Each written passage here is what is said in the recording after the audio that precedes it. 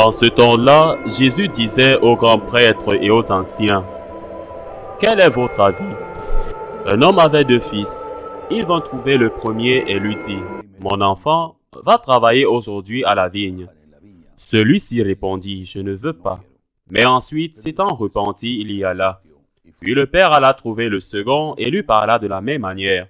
Celui-ci répondit, « Oui, Seigneur. » Et il n'y alla pas. Lequel des deux a fait la volonté du Père? Ils lui répondent, le premier. Jésus leur dit, « Amen, je vous le déclare, les publicains et les prostituées vous précèdent dans le royaume de Dieu.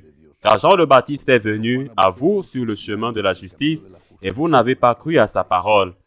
Mais les publicains et les prostituées y ont cru. Tandis que vous, après avoir vu cela, vous ne vous êtes même pas repentis plus tard, pour croire à sa parole. Acclamons la parole de Dieu. Aujourd'hui, nous célébrons la mémoire liturgique de Sainte Lucie, martyre des premiers siècles de l'Église.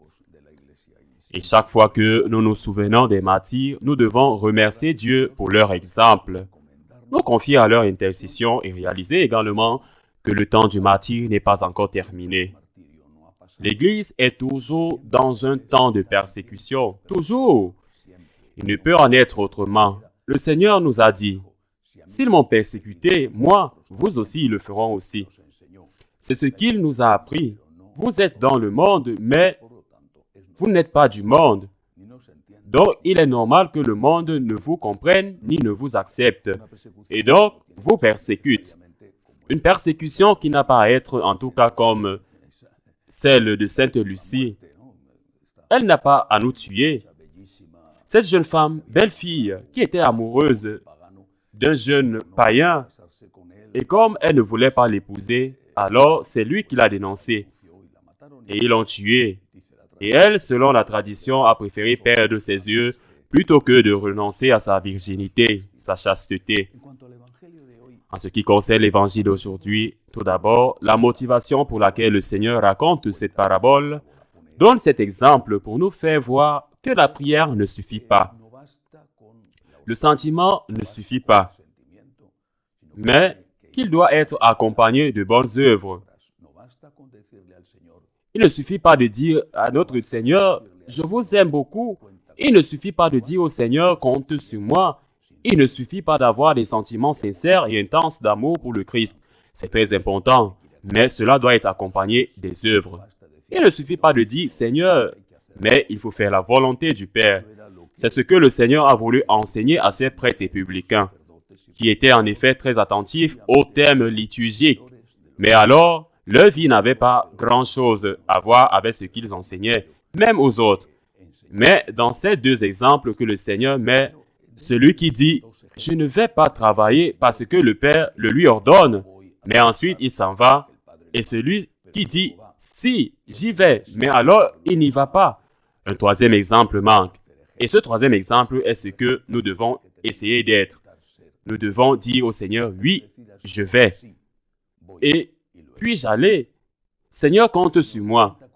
Et puis, fais-le. Seigneur, je suis ici pour faire ta volonté. Et puis, le faire. Bien sûr, c'est inévitable, malheureusement, qu'on promette et pas toujours donner. On donne parfois. Et pas à d'autres moments. Eh bien, c'est inévitable. Ça nous fait souffrir notre propre fragilité, notre propre péché. Mais dans ce péché et dans cette fragilité, nous pouvons aussi reconnaître la force de Dieu qui est capable de faire des merveilles, même avec des instruments d'argile. Du moins, ce que nous devons désirer de toutes nos forces, c'est vouloir aimer Dieu.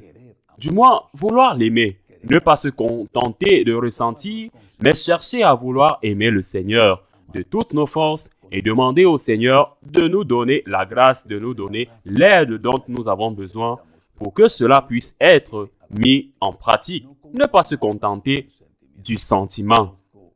Je connais beaucoup de gens qui me disent « Je suis une personne très reconnaissante. Je suis content.